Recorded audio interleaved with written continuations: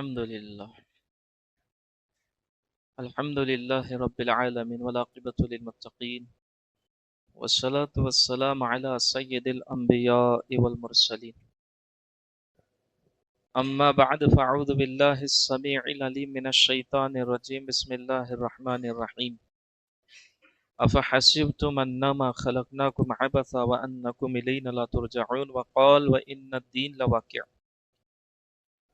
وقال النبي صلى الله تبارك وتعالى عليه وسلم الدين النصيحة الدين النصيحة الدين النصيحة او كما قال علیہ الصلوۃ والسلام۔ اللہ تبارک و تعالیٰ کا ارشاد ہے سورہ لقمان آیت 13 پر فرماتے ہیں ان الشرک لظلم عظیم،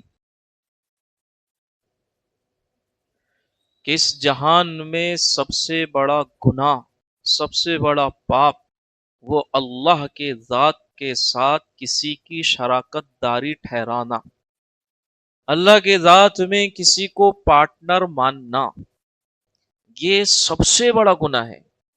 بلکہ قیامت کے دن اللہ ہر مجرم پر رحم فرمائیں گے، لیکن مشرک پر اللہ رحم نہیں فرمائیں گے،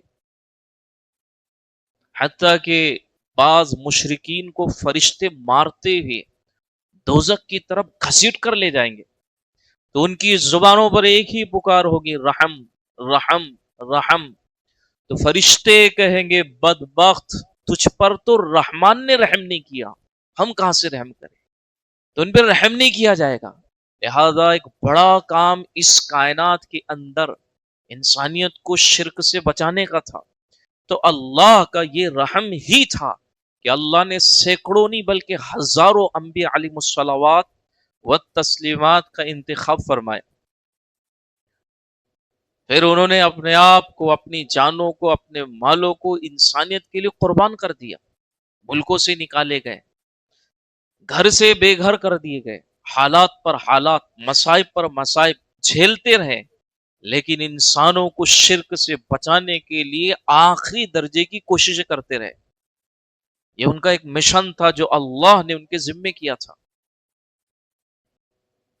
اور پھر اللہ تبارک و تعالی نے اعلان بھی کیا کہ زمین پر شرک نہ ہو، اس کے لیے ہم نے انبیاء علیہ الصلوات و تسلیمات کا انتظام اور انتخاب اس انداز سے کیا کہ کہیں پر ایک آدمی رہتا ہو، یا کہیں پر پورا قبیلہ بس رہا ہو، یا پوری موجود قوم ہو۔ اللہ فرماتے سورہ ہود آیت 7 کے اوپر وَلِكُلِّ قَوْمٍ ہاد، کہ کبھی ایسا ہوا ہی نہیں ہے کہ لوگ موجود ہو اور ان کے بیچ میں شرک سے بچانے کے لیے اور ان کی تربیت، ان کی رہنمائی کے لیے پہلے سے کوئی نبی موجود نہ ہو۔ بلکہ جب حضرت زکریا علیہ السلام بوڑھے ہو گئے، آپ کے قوا کمزور ہو گئے، طاقت قوت جسم کی صرف ہو گئی، ختم ہو گئی، تو اس وقت میں نبوت کا سلسلہ تو چلنا تھا، ہدایت کا کام چلنا تھا، لیکن آپ کی فکر بڑھ گئی کہ مولا میں بڑھاپے میں پہنچ گیا، اب آگے کام کیسے بڑھے گا؟ تو ادھر آپ کی فکریں چل رہی ہے۔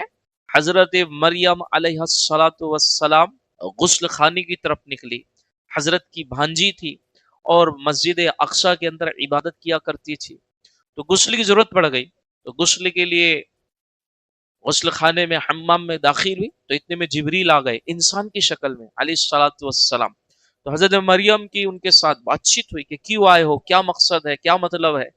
تو حضرت جبریل کہنے لگے میں تو اللہ کا بھیجا ہوا فرشتہ ہوں اور تجھے ایک بچہ ہونے والا ہے، ایک لڑکا پیدا ہونے والا ہے۔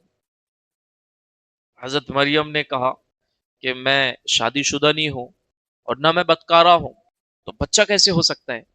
تو حضرت جبریل کہنے لگے یہ میرا اور آپ کا ٹینشن ہے کیسے ہوگا، لیکن اللہ کا ٹینشن تھوڑی نہ ہے، چونکہ زکریا علیہ السلام کے بعد فوراً کسی نہ کسی نبی کا وجود ضروری ہے، تو اللہ تبارک و تعالی نے پاکیزہ مریم کے بطن کے اندر اسی وقت میں 9 ماہ کا رحم کے اندر بچہ ٹھہرا دیا، اور قرآن نے اس کے اس انداز سے بیان کیا سورہ مریم آیت 22-23 کے اوپر فَحَمَلَتْهُ فَانْتَبَذَتْ بِهِ مَكَانًا قَصِيًّا فَأَجَاءَهَا الْمَخَاضُ إِلَى جِذْعِ النَّخْلَةِ قالت یا لیتنی مت قبل هذا وکنت نسیا منسیا.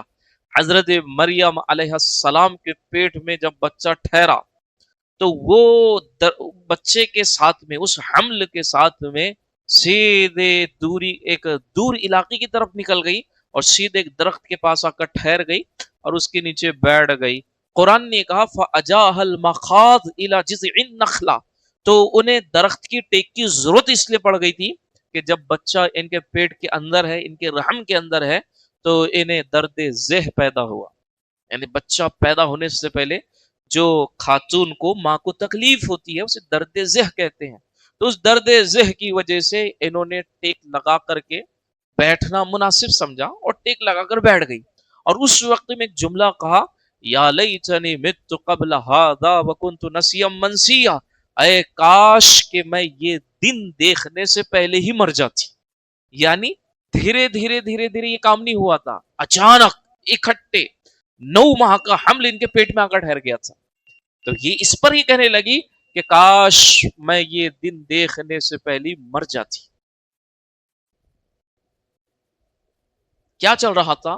یہ اللہ کا انتظام چل رہا تھا قوم کی ہدایت کے لیے. اور عیسیٰ علیہ السلام پیدا ہوتے ہی اپنے آپ کو اللہ کا بندہ کہہ رہے ہیں، خود کو اللہ کا رسول بیان کر رہے ہیں. یہ پورا واقعہ پیش آیا. کیوں؟ اس لیے کہ امت کل قیامت کے دن، قوم کل قیامت کے دن رب کے سامنے کھڑے رہ کر کے یہ نہ کہہ سکے کہ اللہ ہم کو سمجھانے والا کوئی نہیں آیا تھا. کتنے ہی خرافات کر لو، کتنی ہی برائیاں کر لو، قیامت کے دن کوئی ایک بندہ یہ نہیں کہہ سکے گا کہ ہم کو سمجھانے والا کوئی نہیں آیا تھا، ہم کو بتانے والا کوئی نہیں آیا تھا، کسی نے ہماری رہنمائی نہیں کی، کسی نے ہماری رہبری نہیں کی. اللہ تبارک و تعالیٰ نے اس حجت کو پہلے دن ہی تمام کر دیا کہ یہ ہو چکا ہے. کسی کی قیامت کے دن ایک بات بھی قبول نہیں کی جائے گی. بلکہ علماء کرام نے لکھا ہے ایک آدمی پیدا ہوا اور پیدا ہونے کے بعد اپنے گھر کو بھول گیا اور جنگل میں زندگی پوری کی پوری اس نے گزار لیا، اور زندگی گزار لینے کے بعد مر گیا، اور مرنے کے بعد اللہ کے سامنے پہنچ گیا. تو قیامت کے دن وہ ایک بات یوں کہے گا کہ میرے مولا میرے پاس تو کوئی آیا ہی نہیں تھا، مجھے کسی نے سمجھایا ہی نہیں تھا. تو اس کے اس جواب کے اوپر اللہ تبارک و تعالیٰ ارشاد فرمائے گے کیا تو نے سورج کو مشرق سے نکلتا نہیں دیکھا تھا اور اس کو مغرب میں غروب ہوتا نہیں دیکھا تھا؟ کیا تو نے ہریالی کو زمین پر اگتا ہوا نہ دیکھا تھا اور پھر سورج کی تپش سے اس کو جلتا ہوا نہ دیکھا تھا؟ کیا تو نے چاند ستاروں کا نظام نہیں دیکھا؟ کیا تو نے بدلتے ہوئے موسموں کو نہیں دیکھا؟ کیا ان چیزوں نے تجھ کو میرا پتہ نہیں دیا کہ ان چیزوں میں تو غور و فکر کرتا اور اپنے رب کو پہچان لیتا؟ یہ بھی اللہ کا رحم ہے کہ اللہ نے ساری کائنات کو اپنے پتہ دینے کا ایک ذریعہ اور سبب بنایا ہوا ہے. تو ایسا آدمی بھی قیامت کی دن اللہ کو یہ نہیں کہہ سکے گا مجھے سمجھانے والا کوئی نہیں آیا. حالانکہ اللہ تبارک و تعالیٰ نے عمومی انداز میں سمجھانے کے لیے نبیوں کو بھیجا. بالآخر آخری پیغمبر حضرت محمد مصطفیٰ صلی اللہ تبارک و تعالی علیہ وسلم جب ماں کے رحم کے اندر آ کر کے ٹھہرے ہوئے ہیں تو حضرت آمینہ خود کہتی ہے، یہ ہمارے نبی کا مقام ہے اور اسی کے متعلق آپ کی امی حضرت آمینہ کا بیان ہے کہ جب میرا معصوم بچہ میرے پیٹ کے اندر آیا تو میں نے پورے 9 مہینے تک کسی قسم کی تکلیف کو محسوس نہیں کیا. اور درد ذہ جو عیسیٰ علیہ السلام کی پیدائش پر حضرت مریم کو ہوئی ہے، وہ تکلیف اٹھائی تھی انہوں نے، ایسی کوئی تکلیف پیارے نبی کی پیدائش پر حضرت آمینہ کو نہیں ہوئی ہے. کیوں؟ اس لیے کہ ان کو اللہ نے پیدائش کے دن اور ماں کے پیٹ میں ٹھہرانے کے دن ہی سراپا رحم بنایا ہوا تھا. اتنا رحم تھا کہ اللہ تبارک و تعالیٰ نے جب اپنا تعارف کروایا تو یوں ارشاد فرمایا سورہ بقرہ 143 پر اللہ فرماتے ان اللہ بالناس لرؤوف الرحیم، کہ اللہ رؤوف ہے، اللہ رحیم ہے. اور اپنے حبیب کے بارے میں ارشاد فرمایا سورہ توبہ آیت 128 کے اوپر بالمؤمنین رؤوف الرحیم، کہ لوگوں میرے نبی بھی رؤوف ہے، میرے نبی بھی رحیم ہے. جو اللہ کی صفت ہے وہی رسول اللہ کی صفت ہے صلی اللہ تبارک و تعالی علیہ وسلم. بلکہ آپ کے رحم کا یہ علم ہے کہ سارا گلوکارہ مکۃ المکرمہ کی رہنے والی ایک خاتون گانے گایا کرتی تھی، ناچا کرتی تھی اور حاجیوں کا دل بہلایا کرتی تھی. یہ اس کا عام مزاج تھا، یہ اس کا عام کام تھا، یہ سارا نقشہ وہاں پر قائم دائم تھا. لہذا مکے کے رؤسا قریش بھی اس کا ناچ گانا دیکھا کرتے، سنا کرتے. تو جب اسلام پھیلنا شروع ہوا اور مکے کے اندر حاجی بھی مسلمان بن کر جانے لگے اور بے ایمانوں کا حال جب برا ہونے لگا، ادھر اس پر بڑھاپا بھی آ گیا، تو اب اس کا گانا نہیں چل رہا، اس کا ناچ نہیں چل رہا، لوگ دیکھنے کو تیار نہیں ہے. تو وہ سارا چل کر کے مدینہ منور آئی تاکہ میں پیارے پیغمبر سے کچھ سوال کروں اور اپنی ضروریات ان سے پوری کروا لوں. تو یہ سارا چل کر آئی. اس لیے علماء کرام نے لکھا ہے کہ عورت کی آواز کا بھی پردہ ہے، اور پردہ بھی اس عالم کا ہے کہ ایک عورت اگر اذان پکار دے تو اس اذان کا اعادہ کیا جائے گا. یعنی عورت نے اذان پکار لی تو اب اس اذان کے اوپر مرد کی اذان پکارنا واجب ہے، اور اس عورت کے اذان کو پیچھے چھوڑ دینا ضروری ہے. کیوں؟ اذان اس لیے عورت نہیں دے سکتی، علماء کرام نے لکھا ہے لوگ عبادت کو کیا کھاک آئے گے، اس کی زیارت کو ضرور آئے گے. کون تھا بھائی اتنی سریلی اور پیاری آواز میں اذان پکار رہی تھی؟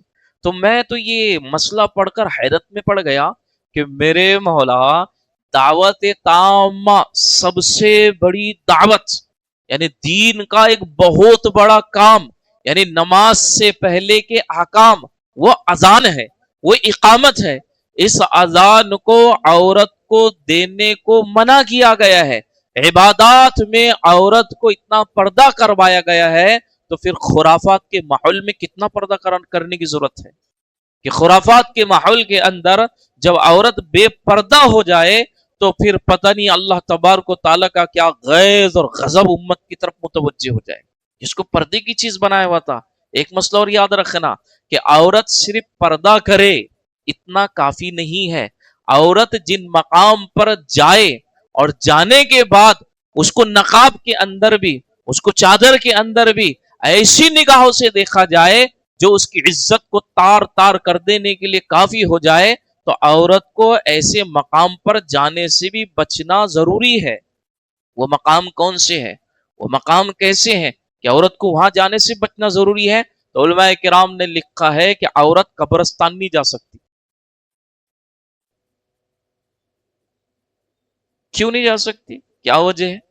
تو وجہ تو بہت ساری ہے، میں صرف ایک بتا رہا ہوں جو مجھے بتانا مقصود ہے. عورت قبرستان اس لیے نہیں جا سکتی اگرچہ کے پردے کے اندر ہے، وجوہات بہت ساری ہے، میں صرف ایک پوائنٹ بتا رہا ہوں کہ قبرستان چونکہ سنسان ہوتا ہے، آبادی نہیں ہوتی ہے، تو ایک عورت پردے کے ساتھ بھی اگر قبرستان چلی گئی تو دو مشکلیں پیدا ہوگی. پہلی مشکل یہ پیدا ہوگی، تنہا ہے، قبرستان میں کھڑی ہوئی ہے، وحشت کا ماحول ہوتا ہے.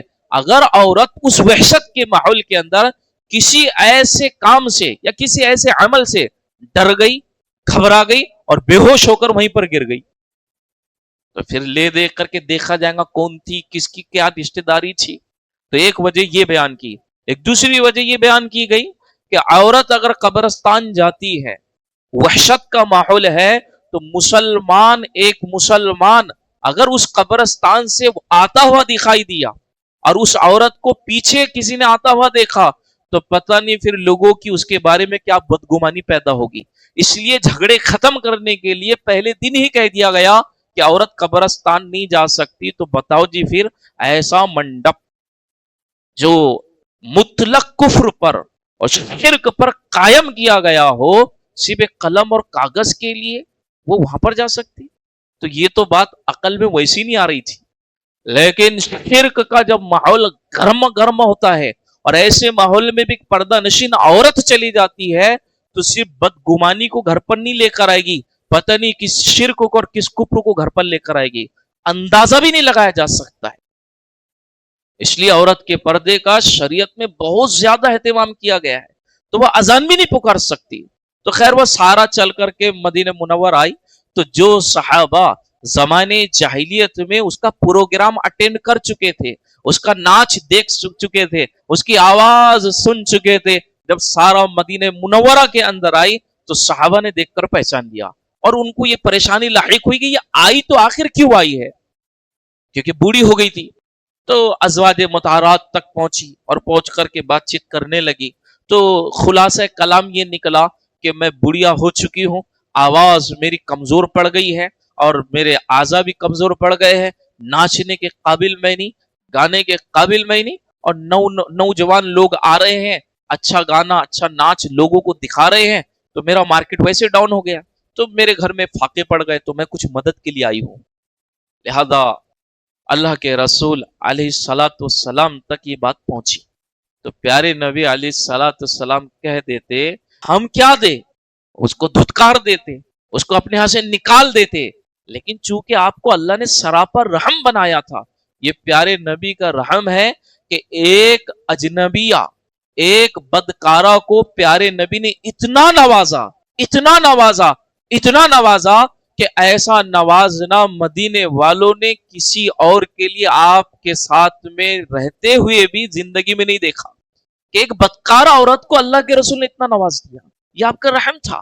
اسی عورت کے ساتھ میں حضرت حاتب بن ابی بلتعہ نے رضی اللہ تعالیٰ عنہ ایک خط دے دیا. اس خط کے اندر کچھ موضوع یہ لکھا تھا کہ اے مکے والو, بخاری شریف کی روایت ہے 3007 نمبر کے اوپر, اے مکے والو, محمد صلی اللہ علیہ وسلم نے مکے پر چڑھائی کا ارادہ کر لیا ہے, اور ڈر اس بات کا ہے تم پر آج کل کچھ دنوں کے بعد یہ چڑھائی کر دیں گے اور تمہیں برباد کر دیں گے. یہ پورا انہوں نے خط لکھا اور سارا کے حوالے کیا, اور سارا سے کہا یہ مال تیرے حوالے ہے, خط بھی تیرے حوالے ہے, اس مال کے عوض بس میرا خط مکے والوں تک پہنچا دینا.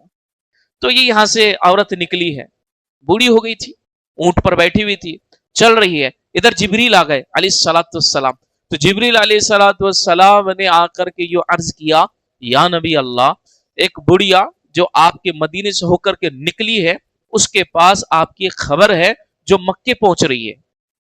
بس اتنا سننا تھا. اللہ کے رسول علیہ الصلوۃ والسلام نے اعلان کیا کہ زبیر, مقداد, علی رضی اللہ تعالی عنہم, ان تینوں سے آپ نے فرمایا جلد سے جلد نکلو مکے کے راستے, اور جو بڑھیا ابھی ہمارے پاس سے ہو کر کے نکلی ہے اس کے پاس ایک خبر ہے, اس عورت کے پاس سے وہ خبر لے کر آؤ, وہ پرچی لے کر کے آؤ. لہٰذا یہ تینوں صحابی پہنچے. مقام خاک ایک مقام تھا مکے مدینے کے درمیان, اس مقام کا پیارے نبی علیہ الصلوۃ والسلام نے پورا پتہ بھی دیا. وہ بڑھیا وہاں پکڑی گئی. اللہ کے رسول علیہ الصلوۃ والسلام کی خبر پر تینوں صحابہ نے بیک وقت کہا کہ تیرے پاس جو خبر موجود ہے وہ ہمارے حوالے کر دے. تو بڑھیا نے بات دائیں بائیں کر دی کہ نہیں, میرے پاس تو ایسا کوئی پیغام نہیں ہے, کوئی خبر نہیں ہے. تو حضرت علی نے آگے بڑھ کر کہا کہ اے بڑھیا, اگر تو نے وہ پرچی وہ خبر ہمارے حوالے نہ کی تو ہم تیرے ساتھ ایسا سلوک کریں گے جس کو تو برداشت نہیں کرے گی. یہ سن کر کے وہ گھبرا گئی, اور گھبرانے کے بعد کہنے لگی کہ آپ تینوں بھی اپنے چہرے میری جانب سے پھیر لو, میں آپ کو خبر دیتی ہوں.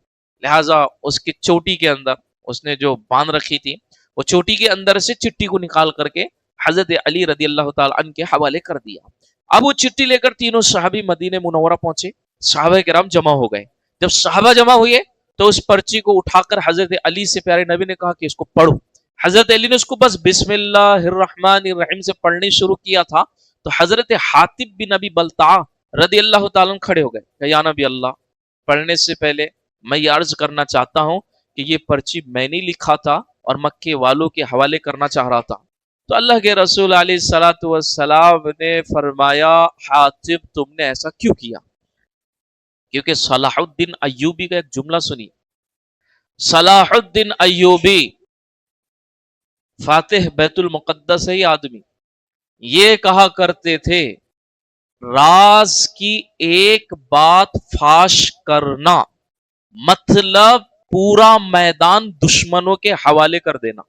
ایک راز کی بات فاش کرنا مطلب پورا میدان دشمنوں کے حوالے کر دینا. اب اتنا بڑا راز تھا یہ. اب ہونا کیا چاہیے تھا؟ ہونا وہی چاہیے تھا جو حضرت عمر کہہ رہے تھے رضی اللہ تعالی عنہ. جب اللہ کے رسول نے فرمایا کہ حاتب تم نے ایسا کیوں کیا، تو حاتب بن ابی بلتہ کہنے لگے یا نبی اللہ، میرا مقصد، میرا مطلب نہ اسلام چھوڑنا ہے، نہ اسلام کو نقصان پہنچانا ہے، نہ ارتداد ہے، نہ نفاق ہے. بس میرا مطلب اتنا تھا کہ آپ جتنے اس وقت مہاجر مدینہ منورہ میں موجود ہے، ہر ایک کی کوئی نہ کوئی رشتہ داری مکے والوں سے ہے. مکے کے اوپر اگر چڑھائی کر دی جاتی تو رشتہ دار کا سپورٹ لیتا. یا نبی اللہ، مکے میں میرا کوئی رشتہ دار نہیں ہے، لیکن میری بیوی، میرے بچے، میرا گھر ابھی بھی مکے میں موجود ہے. تو میری چاہت صرف اتنی تھی، اس خط کے ذریعے سے آپ کے حملہ کرنے کی خبر میں مکے والوں کو دیتا اور ان کے دل میں گھر بنا لیتا، اپنی محبت کی جگہ بنا لیتا. پھر وہ کیا کرتے؟ میرے احسان کے نیچے دبتے اور دب کر کے میرے فیملی کو، میرے گھر کو کوئی نقصان نہ پہنچاتے. بس میرا مقصد صرف اتنا تھا. اور یا نبی اللہ، اللہ تو ویسے بھی آپ کو فتح پر فتح دے رہا ہے، میرا مقصد آپ کو نقصان، اسلام کو نقصان پہنچانا نہیں تھا. انہوں نے اپنی صفائی پیش کر دی. جب انہوں نے صفائی پیش کی تو حضرت عمر فاروق کھڑے ہو گئے رضی اللہ تعالی عنہ اور یوں کہا دعنی یا رسول اللہ، مجھے آپ اجازت دیجئے میں اپنی تلوار سے اس منافق کی گردن اڑا دیتا. کیونکہ صحابہ کرام کو کتنی زیادہ تکالیف پہنچنے والی تھی اس ایک خط کی وجہ سے. جیسے خندق کے احد کے موقع پر ایک پہاڑی سے صحابہ کرام کو جہاں پہ حضور نے ٹھہرنے کا کہا، وہ وہاں سے ہٹ گئے تھے. بس وہ ہٹنے کی وجہ سے مسائل پر مسائل، 70 صحابہ شہید ہو گئے. اب ایک خط کی وجہ سے کیا کچھ مسئلہ ہو سکتا تھا. تو حضرت عمر نے کہا اجازت دیجیے میں گردن ان کی اڑا دیتا ہوں. تو اس وقت میں حضرت نبی کریم صلی اللہ تبارک و تعالی نے ارشاد فرمایا عمر، یہ جانتے ہو کون ہے؟ تو جان ہی تو رہا ہوں، یہ حاتب بن ابی بلتہ ہے. پیارے نبی نے فرمایا کہ عمر یہ بدری ہے، بدری، یہ بدر میں شریک ہوئے تھے. اور بدریوں کے تعلق سے اللہ نے بدر ہوتے ہی اعلان کر دیا تھا، اور اعلان بھی اللہ نے یوں کیا تھا اعملوا ما شئتم فقد غفرت لکم. اے بدر والو، تمہارا جی چاہے جو عمل کرنا، اللہ نے اس عمل کے کرنے سے پہلے تمہاری بخشش کر دیا. کچھ بھی کر لینا، اللہ نے تمہیں پہلی معاف کر دیا. تو کہا عمر، اللہ نے اس بدری کی بخشش کا اعلان پہلے دن کر دیا، ہم کون ہوتے اسے سزا دینے والے؟ اتنا کہنا تھا. عمر فاروق رو پڑے. کسی نے وجہ پوچھی عمر روتے کیوں ہو؟ تو حضرت عمر نے کہا اللہ تیرا احسان ہے، ہم کو ایسا نبی دیا جس کے دل میں سب سے زیادہ تو نے رحم بھر دیا. یہ نبی کے دل کا رحم ہے، لہذا اللہ نے اعلان کیا سورہ انبیاء آیت 107 کے اوپر وما ارسلناک الا رحمتا للعالمین. اے پیارے نبی جی، نبی تو ہم نے بہت بھیجے ہیں، سب کے دل میں رحم رکھا ہے، لیکن ہم نے آپ کو رحمت للعالمین بنایا ہے. لہذا آج 2025 میں، آج 12 ربیع الاول میں کس چیز کی ضرورت تھی، ہم نے کس چیز میں اپنے آپ کو لگا دی. ضرورت پتہ کس چیز کی تھی؟ ابھی کل رات ہی کی بات ہے، بمبئی سے خبر آئی ہے 20 کا نوٹ، 50 کا نوٹ، 100 کا نوٹ، 200 کا نوٹ، 500 کا نوٹ ہارنی بنائے گئے ہیں. وہ کیا تمبورے کیا کہتے اس کو پتہ نہیں، وہ بنا کر نوٹوں کے ذریعے سے، جس میں تقریباً کئی لاکھ روپیے خرچ کر دیے گئے. ارے رحم کی ضرورت یہ تھی، یہ پیغام تھا، یہ موقع تھا کہ صرف ہرے جھنڈے نہ بتائے جاتے. جن ہرے جھنڈوں کو بنانے کے لیے ہرے 500 کی نوٹیں میں نے اپنے خرچ کر دی، اس کو اجتماعی شکل میں جمع کیا جاتا، کسی کو امین بنا کر کے پنجاب روانہ کر دیا جاتا. کیوں؟ کیا ہوا پنجاب میں؟ ارے صرف کوئی مال اور دولت پانیوں میں بہہ کر نہیں گئی، معصوم بچے بہہ کر نکل گئے، بوڑھے لوگ بہہ کر نکل گئے، جانیں ان کی برباد کر دی گئی، پانی کے ذریعے سے برباد ہو گئے لوگ. تو سارا سیلاب آیا پڑا ہوا ہے پنجاب کے اندر. یہ بتانے کی ضرورت تھی. عمر فاروق رو رہے. کسی نے پوچھا امیر المومنین اللہ آپ پر رحم فرمائے، کیا مشکل آ گئی، کیوں روتے ہیں؟ کہا تمہیں خبر نہیں لگی ایک سیلاب آیا ہوا ہے جس کے اندر نقصان ہوا تو امیر المومنین تحقیق سے معلوم پڑا ہے ایک مسلمان کیا ایک انسان بھی اس پانی میں بہ کر نہیں گیا، کوئی نہیں مرا اس میں، آپ اس پر رو رہے۔ تو عمر فاروق نے پھر روتے ہوئے کہا مجھے معلوم پڑا ہے ایک کتا نہیں بچ سکا ہے، وہ کتا مر گیا سیلاب کے اندر، اس پر یہ حضرت عمر رو رہے اور یہ کہہ رہے قیامت کے دن اللہ پوچھ لے گا تجھے امت کا امین بنایا تھا، تجھے خلیفہ بنایا تھا، پھر ایک کتے کی جان بھی کیسے تیرے خلافت کے دور میں چلی گئی تھی، اللہ پوچھے گا قیامت کے دن۔ تو کرنے کا یہ کام تھا، ہم نے کچھ اور ہی کر لیا۔ اللہ کی قسم صحابہ کرام رضوان اللہ تعالی علیہم اجمعین کی زندگی میں آپ کی حیات میں بالتحقیق 120 مرتبہ ربیع الاول کی 12 تاریخ آئی ہے، 120 مرتبہ۔ کون سے جھنڈے اٹھائے گئے تھے، کون سا شور شرابہ کیا گیا تھا؟ حضرت ابوبکر صدیق کی خلافت میں 3 مرتبہ ربیع الاول آیا، کون سا جھنڈا اٹھایا گیا تھا، کون سے خرافات برپا کیے گئے تھے؟ حضرت عمر فاروق کی حیات میں 11 مرتبہ 12 ربیع الاول آیا، حضرت عثمان غنی کے دور میں 15 مرتبہ ربیع الاول آیا، حضرت علی کی خلافت کے دور میں 6 مرتبہ ربیع الاول آیا، حضرت حسین کی خلافت میں 1 مرتبہ حضرت حسن کی خلافت میں 1 مرتبہ ربیع الاول۔ ان کے تو نانا ہی تھے وہ، شاید کہ ہماری تو ایسی رشتہ داری بھی نہیں ہے۔ تو ربیع الاول حضرت پیران پیر عبد القادر جیلانی غوث پاک رحمت اللہ علیہ کی حیات میں 86 مرتبہ ربیع الاول آیا۔ کون سے حلوے پکے تھے، کون سے جھنڈے اٹھائے گئے تھے، کون سے جلوس نکالے گئے تھے؟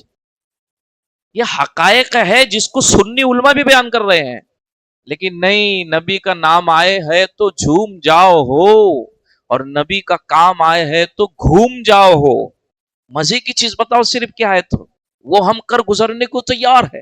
جمعہ کا دن تھا، فجر کی نماز ہی نہیں ہو سکی، لیکن تمبورے اور کیا کیا باندھنے کے لیے سارا وقت لگا ہوا ہے۔ اللہ کی قسم اگر صحابہ کرام ان خرافات میں لگ جاتے شاید ہم نبی کا نام بھی نہیں لے پاتے، انہیں خرافات میں لگتے۔ اگر کیا کیا انہوں نے ہے، امام مالک رحمت اللہ علیہ فرماتے انہوں نے اللہ کے رسول کے شادی ہونے کا حق ادا کر دیا۔ کیسے حق ادا کیا؟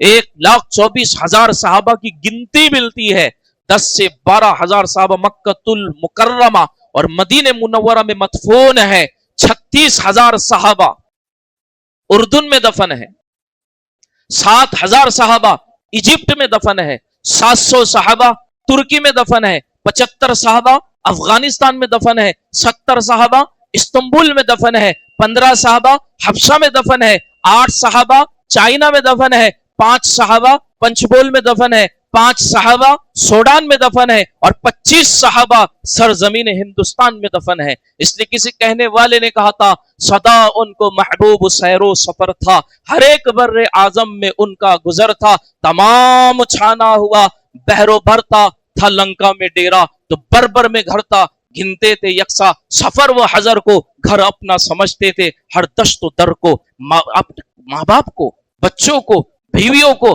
گھروں کو، یہ قربانی دینا چھوٹی قربانی تھی، سب سے بڑی قربانی نبی کو چھوڑنا تھا۔ انہیں نبی کو بھی چھوڑا ہے، نبی کے دین کو عالم میں پہنچانے کے لیے، نبی کے رحم کو عالم میں بتانے کے لیے۔ حضرت جعفر طیار رضی اللہ تعالی عنہ جب حبشہ پہنچے ہیں، بادشاہ نے پوچھا کون ہے جو جس کو تم نبی بتاتے ہو، وہ کیا تمہارے پاس لے کر آئے؟ تو حضرت جعفر نے پیارے نبی کا رحم بیان کیا تھا۔ وہ اتنے رحم کرنے والے ہیں کہ وہ بچی کو دفن کرنے سے منع کرتے ہیں، وہ اتنے رحم کرنے والے ہیں کہ ماں باپ کے ساتھ سلوک کرنے کا کہتے ہیں، وہ اتنے رحم کرنے والے ہیں کہ میاں بیوی کے بیچ میں کیا رحم ہونا چاہیے اس کو ہی بتاتے ہیں، وہ اتنے رحم کرنے والے ہیں کہ معصوم بچوں کے ساتھ کس طرح برتاؤ کرنا ہے وہ یہ بتاتے ہیں، وہ اتنے رحم کرنے والے ہیں کہ ایک بے ایمان لیکن انسان ہے اس کے ساتھ کیا سلوک کیے جائے وہ اس رحم کو بتاتے ہیں۔ جب حضرت جعفر کے اس بیان کو حبشہ کے بادشاہ بے ایمان نے سنا، نبی کے رحم پر وہ بھی آنسو بہانے لگا۔ یہ کرنے کا کام تھا بھائی۔ ایک بچی معصوم 3 سال اس کی عمر ہے، ماں کی گود میں بیٹھی ہوئی ہے، راستے سے چلی جا رہی ہے، پیچھے باپ غمگین ہے، یہ دونوں چلے جا رہے. ایک مسلمان نے راستے میں روکا, کیونکہ اس کے ناک سے لے کر اس کے دماغ تک پیچھے تک ایک نلی لگی ہوئی تھی. ایسے لگ رہا تھا ابھی ہاسپٹل سے لوگ چل کر کے آ رہے ہیں. تو اس مسلمان نے ان دونوں کو بیچ میں روک کر کے کہا, کیا بات ہو گئی, یہ بچی کون ہے؟ کہ جی ہماری بچی ہے. دونوں غیر مسلم ہیں, دونوں غیر مسلم ہیں, اور ملنے والا وہ مسلمان ہے. تو کیا بات کیا ہو گئی؟ کہنے لگے جی اس 3 سال کی معصوم بچی کو برین ٹیومر ہے. تو کہا یہ میری طرف دیکھ کر بات کیوں نہیں کر رہی ہے؟ کہا کہ اس برین ٹیومر کی وجہ سے اس کی آنکھیں برباد ہو چکی ہے, دیکھ نہیں سکتی. تو مسلمان نے کہا تو اب کیا آگے پروسیجر کیا ہے؟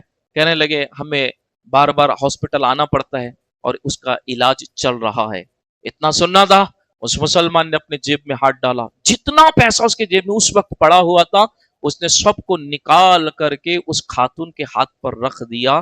آپ میری بات کو یقین مانو, صرف وہ ماں اور باپ رو نہیں رہے تھے, اس آدمی کو بھگوان سمجھ کر اس کے پیروں کو چھو رہے تھے. یہ تھا کرنے کا کام. اس کو کہتے رحم, اس کو کہتے 12 ربیع الاول کا پیغام, کہ حضرت محمد مصطفیٰ صلی اللہ تبارک و تعالی علیہ وسلم کے رحم کو سارے عالم میں پھیلانا تھا. میری آپ کی ذمہ داری تھی. ہم یہاں پر خطا کھا گئے, بلکہ میرے آپ کے جل سے جلوس سے تو آنے والی وہ گاڑیاں جن کو ایمبولنس کہا جاتا ہے ان کو بھی دور کے راستے سے ہاسپٹل تک پہنچایا گیا آج کی وجہ سے, جس میں ایک آدمی مرنے کے قریب تھا, جس کے معصوم بچے رو رہے تھے کہ ہمارا باپ ہاسپٹل پہنچے. اور جب وہ ہاسپٹل میں گاڑی پہنچائی گئی, ڈاکٹر نے دیکھ کر کہا 10 منٹ پہلے لاتے تو ہم کچھ کر سکتے تھے. یہ موت ڈر ہے قیامت کے دن ان مسلمانوں کے نام نہ کر دی جائے, آخرت نہ برباد ہو جائے. تو میرے بھائیو بزرگو دوستو, جب کرنے کے کام کرتے رہیں گے اللہ نہیں کرنے کے کاموں سے بچاتا رہے گا. تو میری آپ کی ذمہ داری ہے کہ اللہ کے رسول علیہ الصلوۃ والسلام کی ولادت سے مطلوب اور مقصود کو پہچانا جائے, کہ کیا کرنا ہے کیا نہیں کرنا ہے, کہاں پر لگانا ہے کہاں پر نہیں لگانا ہے. تو یہ وقت کی ضرورت ہے. کتنے لوگ اس بارش کے موسم کے اندر سیلاب کی زد میں آ چکے ہیں. صرف پنجاب کا معاملہ نہیں ہے, ہمارے علاقوں کے اندر روڈوں کے اوپر سے اتنا پانی نکل کر گیا ہے کہ گاڑیوں سمیت لوگ پانیوں میں بہ گئے ہیں, ٹریکٹر سمیت لوگ پانیوں میں بہ گئے ہیں. تو مسائب اور حالات اور واقعات ایک نہیں سینکڑوں پڑے ہوئی ہے.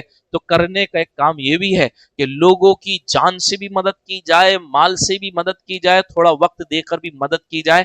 اللہ تبارک و تعالی میری آپ کی اسی ضمن میں مدد فرمائے. ایک آخری بات مجھے یاد آ گئی, بتانا ضروری پڑ گیا, وہ بھی آپ سن لیجئے. ابھی ہم لوگ دلی گئے تھے, تو دلی کے اندر ایک قصہ یہ پیش آیا کہ میں راستے سے گزر رہا تھا, تو مجھے ایک بزرگ ملے, انہوں نے سلام کیا, میں نے جواب دیا. بزرگ کی حالت بالکل خستہ ہو چکی تھی. انہوں نے مجھ سے کہا یہ میرے ساتھ میرے بزرگ ایک اور بزرگ ہے, ان کو ہاسپٹل لے جانا ہے. میں نے کہا چلے چلتے ہیں. تو میں ان کو جب لے کر کے چلا, وہ تھوڑی دور چلتے تھے, پھر رکتے تھے, پھر چلتے تھے, پھر رکتے تھے, پھر چلتے تھے, پھر رکتے تھے. سانس ان کا بہت پھول گیا تھا. بالآخر جب ہم دواخانے کے اندر پہنچے تو ڈاکٹر نے دیکھتے ہی کہا ان کو بڑے ہاسپٹل میں لے کر جاؤ. اچھا, جو بندہ ان کی مدد کے لیے چل رہا تھا وہ خود اتنا کمزور تھا کہ وہ پیشنٹ سے پہلے جا کر ہاسپٹل میں اطمینان سے بیٹھ گئے. پیشنٹ بیٹھے نہ بیٹھے, دونوں بزرگ تھے. تو چلو مجھے کچھ خدمت کا موقع ملا, ہم نے وہاں سے ٹو ویلر سے آٹو کے اندر ان کو ڈالا. ڈالنے کے بعد ہم راستے سے چلے, وہ LJN ہاسپٹل تھا, فری آف کاسٹ سرکاری ہاسپٹل تھا. تو راستے میں جب ہم چلے تو بیچ میں سگنل ملا, تو وہ بزرگ اور میں ہم دونوں پیچھے تھے, اور ایک بزرگ جو میرے ساتھ چل رہے تھے وہ آگے بیٹھے ہوئے تھے. تو وہ مڑ کر بار بار پیچھے دیکھ رہے تھے, تو وہ میرے ہاتھ میں تھے. تو اللہ تبارک و تعالیٰ کا احسان کہ میں نے ان کو یاسین شریف پڑھ کر سنانا شروع کر دیا. تو میں یہ سوچنے لگا اگر میرے ابا مجھے مدرسے کے اندر نہ بھجواتے, تعلیمات نہ دلواتے, تو یہ اگرچہ کہ آج میرا باپ ہوتا لیکن میں سورہ یاسین نہیں سنا سکتا تھا. تو میرے بھائیوں پتہ نہیں ہم پر کب موقع آ جائے, اس لیے ہمارا مجمع یہ سب یہ بھی نیت کرے ہم سورہ یاسین ضرور یاد کریں گے, کہ میرا باپ مرتے مرتے کم سے کم میری زبان سے سورہ یاسین تو دنیا سے لے کر جائے. تو میں سورہ یاسین ان کو سناتا رہا, 3 قل پڑھ کر ان پر دم کرتا رہا. لیکن اللہ کا فیصلہ تھا, اللہ کی مرضی تھی, اللہ کی چاہت تھی, وہ میرے ہاتھی میں تھے, اور ان کا اسی وقت میں انتقال ہو گیا. انا للہ و انا الیہ راجعون. تو اس دن ایک سبق ملا جو میں آپ کو جس وجہ سے میں آپ کو یہ پوری بات سنا رہا تھا. سبق یہ ملا کہ میں اور آپ کتنے ہی غور و فکر کرتے. کچھ لوگ کہہ رہے تھے کہ بھائی یہ مغرور والوں کو کیا ہوا, اتنے بزرگ آدمی کو مرکز نظامالدین انہوں نے بھیجوا دیا. تو میں نے کہا ڈرو اس بات سے کہ تمہیں کلمہ نہ پڑھنا پڑ جائے. کہنے لگے کیوں؟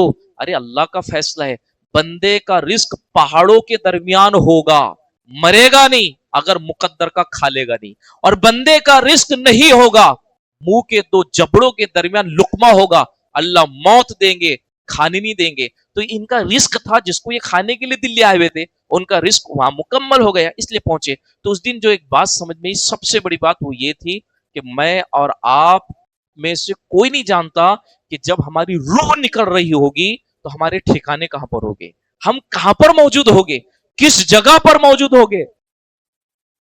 تو ڈر اس بات کا ہے کہ ایسا نہ ہو ڈھول تاشے بج رہے ہو اور ہم کو اسی جگہ پر اٹک پڑ رہے ہو, کہ ایسی جگہ مت مرنا بھائی. اللہ اس کے رسول نے کہہ دیا ایسی جگہوں پر مرکت مت آنا, ورنہ نبی بھی قیامت کے دن تم سے رخ پھیر لے گا. ایسی جگہ مر کر مت آنا. اس لیے بھائی مرنا سب کو ہے, جگہ کا بھی انتخاب خود کر کے رکھنا ہے, کیونکہ نبی کی ترغیب ہے. جگہ کا انتخاب کر کے رکھو. بٹنیرا میں مریں گے نہیں, امروتی میں مریں گے نہیں, مسجد میں مریں گے نہیں, ارے پھر کہاں مریں گے؟ حضور نے فرمایا چاہت رکھو مدینے میں مریں گے, مدینے کی چاہت ہونا چاہیے. اللہ مجھ کو آپ کو مقدر سے وہ سرزمین دفن ہونے کے لیے نصیب فرمائے. وآخر دعوانا ان الحمد للہ رب